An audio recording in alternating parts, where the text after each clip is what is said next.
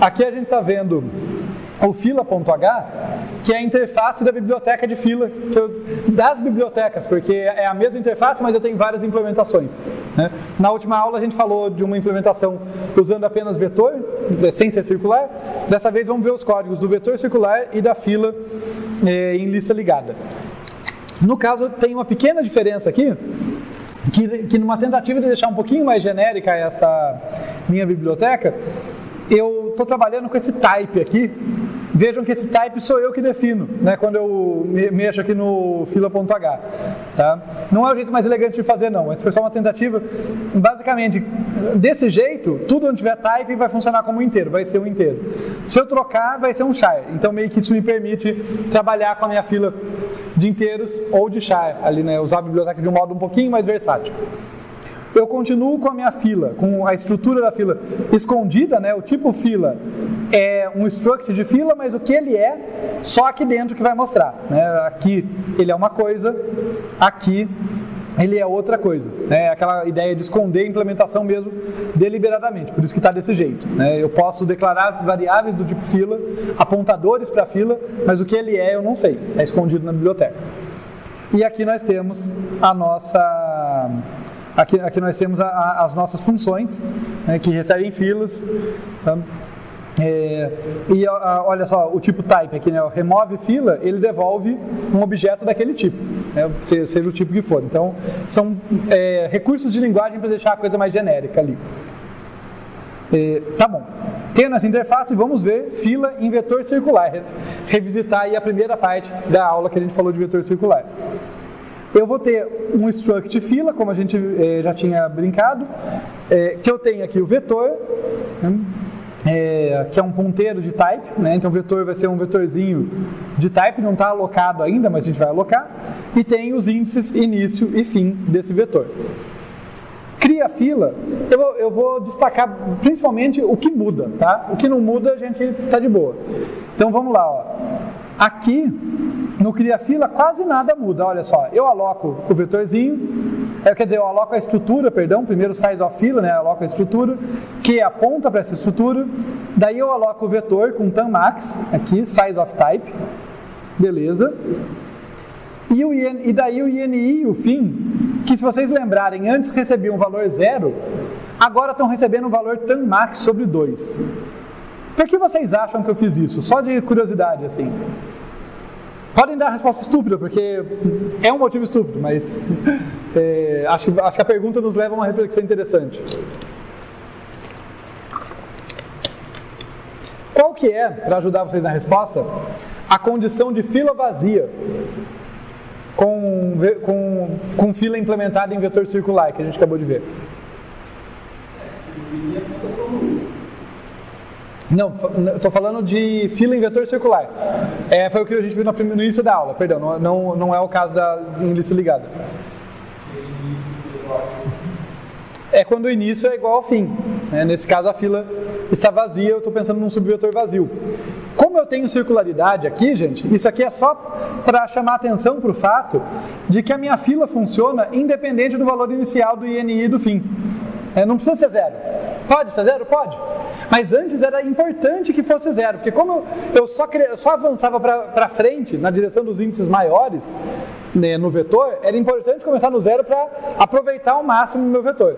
Agora, como minha fila circula, eu posso começar com a minha fila vazia de qualquer lugar. Né? Qualquer índice que eu colocar, se eu coloco o mesmo índice para o INI e para o fim, pode ser uma função aleatória, inclusive. Sorteia um número entre 0 e n-1, coloca no INI e no fim. A fila vai começar vazia e vai funcionar do mesmo jeito. Tá? É uma prova de conceito aqui, de que ela é circular mesmo, ela não vai acabar antes. Na implementação com vetor não circular, acabaria antes. Né? Qualquer coisa diferente do 0, estou desperdiçando. Aqui não, tá? Então é só para chamar atenção para isso. Ficou claro? Insere na fila. Aqui é aquela inserção com o if, né? Então vejam, como que eu vou fazer a inserção na fila? Bem, eu vou colocar o x, que eu recebi ali, na posição fim do vetor. Né? Tem esses keypointer porque eu tenho a estrutura, né? Então é só detalhe de linguagem, mas eu pego keypointer vetor, na posição fim dele, eu coloco o x. Só que depois eu tenho que atualizar ele. Eu posso atualizar dessa forma, né? Como eu mostrei para vocês, incrementa. Se fim for igual a nzão aqui, né? Que é o tamanho dele, eu transformo ele em 0, ou então eu faço QPointerFim, recebe QPointerFim mais 1, mod tammax. Inclusive eu percebo que esse nzão deve estar desatualizado. Acho que era para ser, eu acho que eu devo ter mudado a variável em algum momento e o comentário eu não mudei. Era para ser tammax ali, né? Se ele for igual a tammax, eu zero ele. Tá, então aqui é o jeito de implementar sem aritmética modular e o outro com aritmética modular tem o mesmo efeito. Na remoção, de modo semelhante, eu vou ter que mexer com o INI. Então o x recebe o vetor no índice INI, e daí eu tenho que incrementar o INI, e se ele for igual ao tammax, né, igual ao tamanho do vetor, daí eu vou para o 0. Eu transformo em 0. Se não, a alternativa é fazer a aritmética modular. Eu faço a atribuição para o x aqui, e depois eu faço o INI receber QPointer INI mais 1 mod tammax. Lembrando de devolver o x aqui. É o que a gente tinha visto, né? Eu estou passando de novo. Estou passando mais rápido porque segunda vez essa aula que a gente fala disso aqui, com detalhes de código agora, mas é o mesmo algoritmo. Fila vazia, eu comparo se fim igual a INI, nada demais. Fila cheia, eu comparo se fim mais 1 igual a INI, né, com aritmética modular. A alternativa aqui em cima seria comparar se φ mais 1 igual a INI, ou se φ mais 1, deixa eu dar um enter aqui para ver como que dava, ou se φ mais 1 igual a tammax e INI igual a 0. Né? É a opção de tratar de modo específico ou geral a situação em que eu dou a volta. Né? Mas, de novo, o que a gente já tinha visto. Imprime fila. Imprime fila é legal. Porque o imprime fila, ele tem que tratar aquela questão, já apaguei da luz, obviamente, mas ele tem que tratar aquela questão de se o vetor está num bloco contínuo, ou se a fila, os elementos estão num subvetor contínuo, ou se está num sufixo do vetor seguido de um prefixo. Né? Então, é basicamente isso que eu estou verificando. Se o INI é menor ou igual a φ, imprime todo mundo entre INI e φ menos 1, né? Menor do que φ, e vai imprimindo. Tá? Com um detalhe aqui que isso eu não soube fazer genérico, tá? Deve ter como? Deve ter como. Me faltou conhecimento e eu não fui atrás. Eu estou mandando imprimir como um caractere, né? E isso aqui, se eu estiver trabalhando com o type sendo caractere dá certo, se eu estiver trabalhando com o type sendo inteiro dá bobagem. Tá? Essa função não ficou genérica, perdão. Mas o ponto interessante do algoritmo, voltando, né? Se INI menor ou igual a φ, é um bloco único, imprime de uma vez, começando em INI, terminando em φ menos 1. Caso contrário, é o caso em que φ é maior do que INI, eu começo em INI, vou até o fim do vetor, imprimindo, depois eu começo em 0 e vou até φ menos 1. A gente viu a figura, né? É o caso que eu imprimo o sufixo, depois imprimo o prefixo. Faz sentido? Tem um imprime fila 2 aqui. Que arte que eu fiz aqui, olha, vamos ver juntos, porque eu devo ter feito em algum momento, eu não lembrava que eu tinha uma versão com aritmética modular desse cara, mas de fato, faz sentido, olha. Quem disse que eu só preciso crescer o INI, né? Olha que bonitinho. O I aqui começa em INI, né? Beleza, normal. Só que ele não vai parar enquanto ele for menor do que o φ, né? Ele não vai continuar enquanto ele for menor do que o φ. Ele vai continuar enquanto ele for diferente do φ, tá?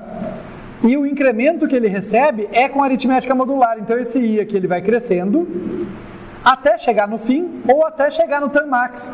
Se em algum momento I mais 1 virar tammax, ele vira 0 e continua andando. Então, num for só, eu estou percorrendo com aritmética modular. Tá? Eu falei para vocês que eu gosto de colocar isso em algum lugar. Eu tinha até esquecido que eu tinha feito essa versão. É divertido, a aritmética modular é bonitinho.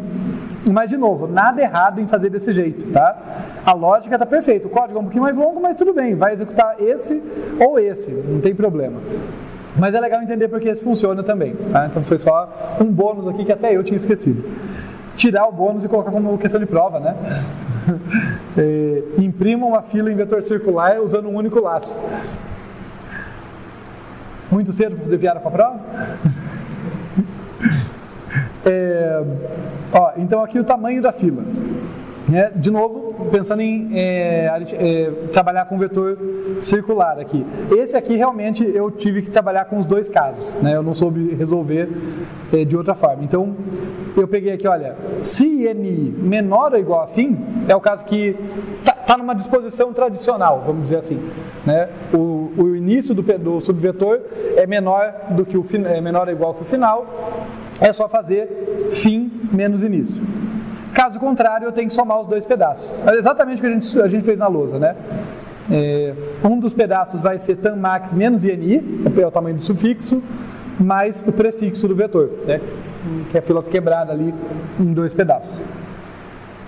Libera a fila, nada demais, só aquela observação que eu falei para vocês, né? Libera de dentro para fora. Primeiro libera o vetor, apontado por quê, antes de liberar o quê. Mas é isso. Tudo bem, gente? Tá, então vejam que foi um repeteco de duas coisas, né? Códigos estruturalmente muito semelhantes ao que a gente viu da outra aula, só que agora é colocando circularidade em todos os lugares, seja com if, seja com aritmética modular, né? Ou com condicionais ou com aritmética modular. E também foi um repeteco, obviamente, do que a gente viu na lousa, tá? Só para consolidar. A gente podia ver aqui isso sendo usado no uso da fila? Podíamos, acho que eu vou fazer isso e depois a gente vai para a fila em lista ligada, só para não ficar tão de uma vez assim, né?